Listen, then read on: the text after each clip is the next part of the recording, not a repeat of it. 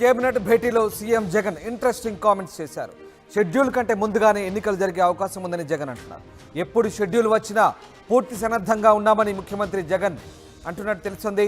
ఇక మంత్రులు మరింత సమర్థవంతంగా పనిచేయాలంటూ దిశానిర్దేశం చేసినట్టుగా సమాచారం. గతంతో పోలిస్తే 20 రోజుల ముందుగానే ఎన్నికల షెడ్యూల్ వచ్చే అవకాశం ఉందని జగన్ అన్నట్టుగా సమాచారం. తెలంగాణలోనూ 20 రోజుల ముందుగా షెడ్యూల్ వచ్చిందన్న జగన్ ప్రతిపక్షాల విమర్శలను తేలికగా తీసుకోవద్దంటూ సూచించినట్టుగా తెలుస్తోంది. ఇక గెలిపే లక్ష్యంగా పనిచేయాలంటూ జగన్ సూచించారు. అవసరమైతే భవిష్యత్తులో మరిన్ని మార్పులు ఉంటాయని సీఎం సూచనప్రాయంగా చెప్పినట్టుగా తెలుస్తోంది.